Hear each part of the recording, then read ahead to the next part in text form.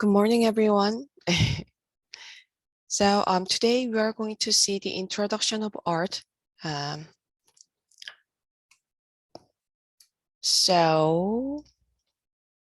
Everyone, what is fine art? So when you talk about art, we normally assume, we're talking about fine art, right? What's fine art?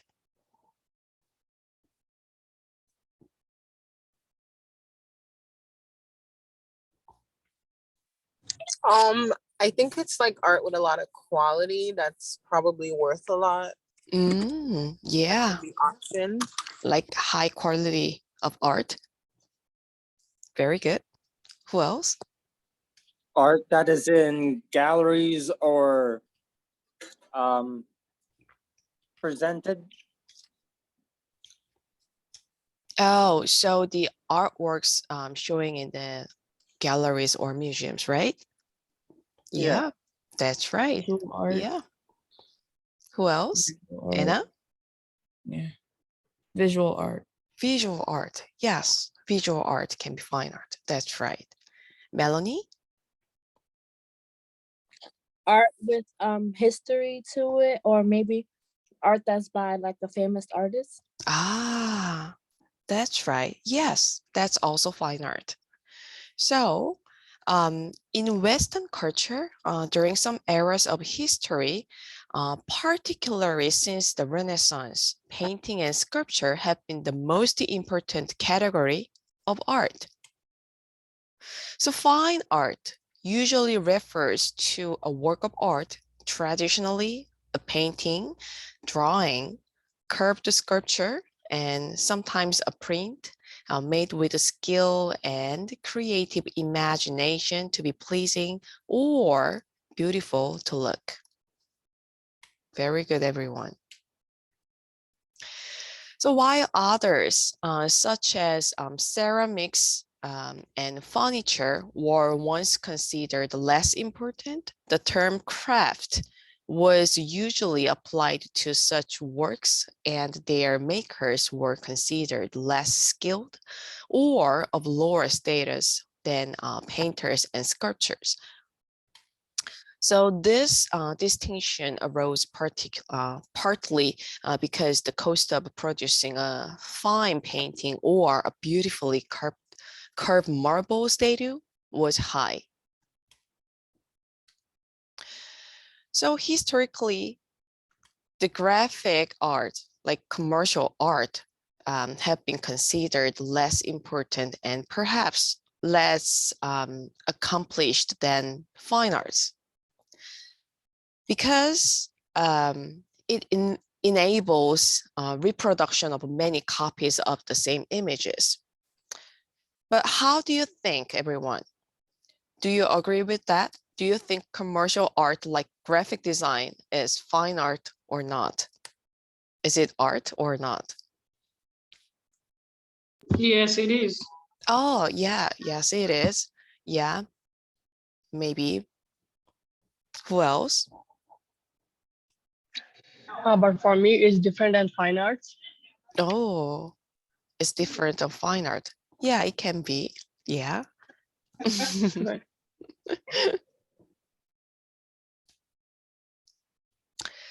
So yeah, there are lots of argument about that issue in this field, actually, but graphic arts are all around us, part of look of daily life. Now, many art museums maintain collections of graphic design, which overlaps with art in interesting ways.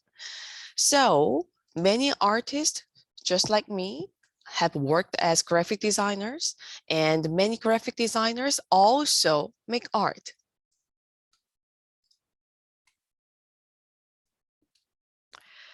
So look around you, everyone.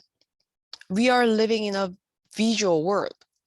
So think about how many images you see when you go to somewhere yesterday. Now, they will have included traffic signs, roadside billboards, the logos of businesses along the highway or the street, logos of stores, posters, and maps. There are lots of visual images around us. So probably you see diverse visual images from your smartphone very first in the morning when you wake up, right? Yeah, Melanie?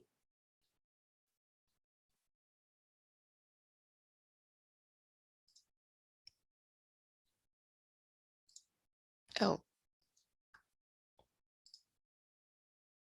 So you can see we are living in a world of images. The images represent the way we are living. Other eras have different visual images. Ancient Egypt has their own visual styles, like the left one. And the 16th century Italy also has different style with other eras, just like the right image. In other words, art reflects the culture in which it was created, not just the creative achievement of its makers. So you can see we don't recognize, but art is just around us, almost everywhere. Probably a painting in your living room, flower vase, furniture, carpets, curtain, etc., and sculptures or memorials in parks.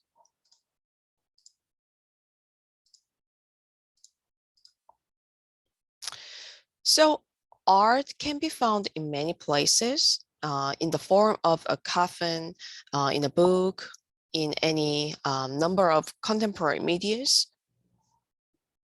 And of course, in an art museum and a gallery, museum is the most popular place. Now we see many of arts, from prehistory art to contemporary art. Most art museums hold permanent collection of artworks that are regularly displayed, although some can show only a portion of the works in their large collections.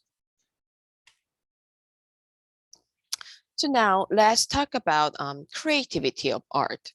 So creativity is an important part of art, and it seems like too far from us. How do you think, everyone? Do you think creativity is too far from us or just around us? How do you think?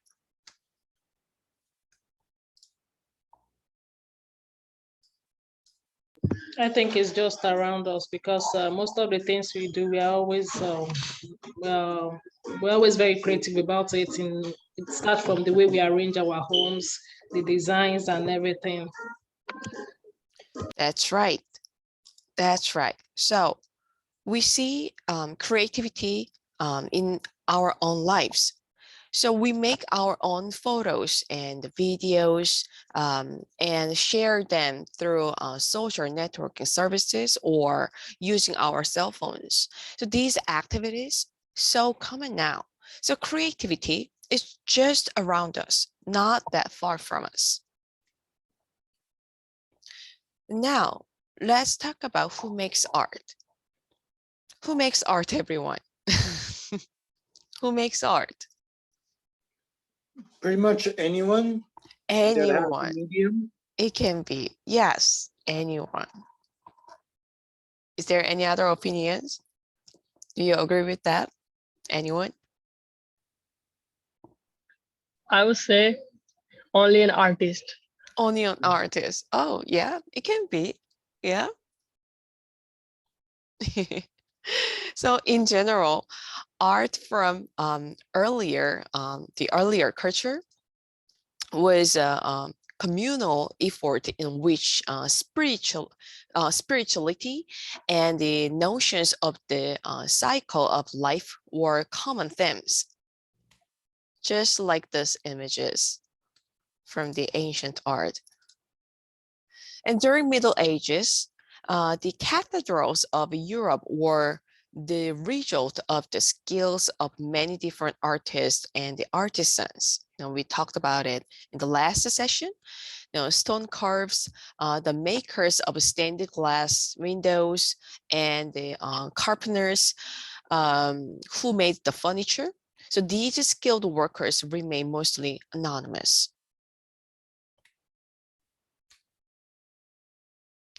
So during the Middle Age, that kind of makers create the art. And the Renaissance artists elevated their profession as liberal arts. The Western world has popularized the idea of a lone individual creating his or her own art to express something very personal. So as time progressed in 19th and the 20th century, artists addressed the social issues like war and the social conscience, and created more individual expressions of their identity, such as gender and race. Also, it is not true that all the artists must formally trained. Non-professional and self-taught artists have always produced art that is just as admired, like this work of art by Simon Rodia. So everyone, now we can make our own art. Yeah. So now let's move on to the power and value of art. Do you know this artist, Jean-Michel Basquiat? It's an American artist. How do you think of this painting?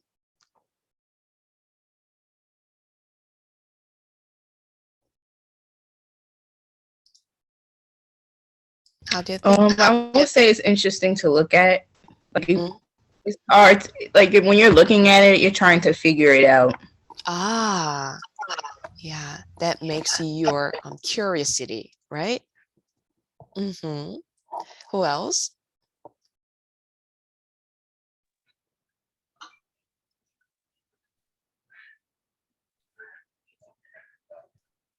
For me, I think someone is stressed or something.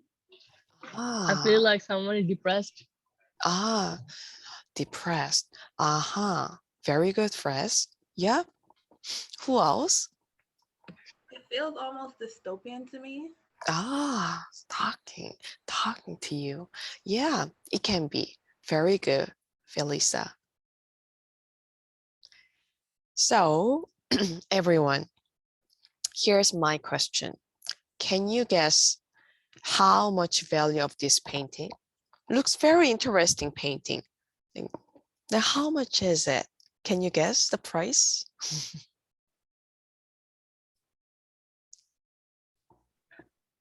I don't like 100,000. Huh? I don't like $100,000. $100,000. More than Yes. that. More than that. Really? Huh?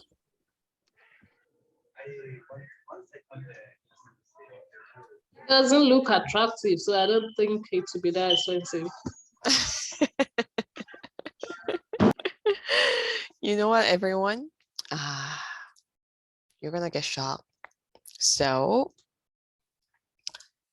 he set a record in May 2017 when his painting Untitled sold for this number, $110.5 million. Damn. I know. Wow. That's crazy. So, what determines the value of an artwork? Huh? And why would someone pay so much money for a painting? How do you think? Can you guess? Creativity. Maybe, yeah, it's the creativity. Yes. So, the Basquiat's painting style is he's the most the pioneer of this kind of scribble art style, like a street art style. Now, and his died, the price just go like higher and higher. And then also the other thing is he was the most famous African American painter with the street art style. So that is the one of the reason why this painting's value is so high. So an essential reason why we value art is because it has the power to tell us something important about ourselves, to confront us with ideas and the feelings about the human condition that we recognize as true, but may otherwise struggle to understand fully. So of course, we see that price is not the only or the most important measure of the value of an artwork. We might place a high value on a work because it is aesthetically pleasing or because its creation involved great skill. So let's talk about studying art. Why are we learning how to look at art? Have you ever thought about it? Why are we learning the art? To be honest, I would think about it. Yeah, it can be Yeah. fresh. Yeah. Any other opinion? To get a better appreciation for other cultures. Ah, very good, Chris. Yeah, there we go. So, our interpretations of works of art may differ from other people's according to our perceptions, beliefs, and ideas. Art is also a form of language. Art communicates directly with our sense of sight, touch, even smell and sound. By learning to see, we experience new sensations and ideas that expand our horizons beyond our daily lives. So, by studying art, excuse me, excuse me, we need to see these 5 things. The first one, again, I'm sorry, the content. Art is a form of communication using visual language. All communication has a purpose, a message. That is called content. And subject matter. The subject matter of art offers preliminary information about its content. The content and the purpose of each work are different. Of course, these are many artworks in which the subject matter itself is not clear, and many have no title, but such artworks still have content. And the point will be clearer if we understand the concepts of representation, non-objectivity, and abstraction. So we saw the Pablo Picasso's work in the last session. So the left one is the representational style work, which is the traditional style of art, and the right one is non-representational style of art, which is an abstract art. So the representational artworks are also called objective, meaning that everyone agrees on the subject matter. And non-object works of art are deliberately not recognizable as something we might see in the world around us. So non-objective art is, by definition, subjective, and without contextual information about the artist's intentions or experiences, we each determined our own interpretations of what the artwork means or communicates, or whether it means anything at all. So, and the next feature for the studying arts is context. So context includes information about the society.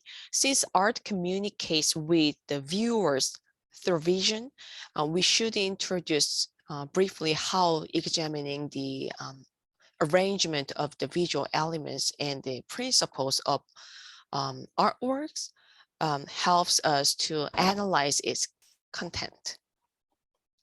So for example,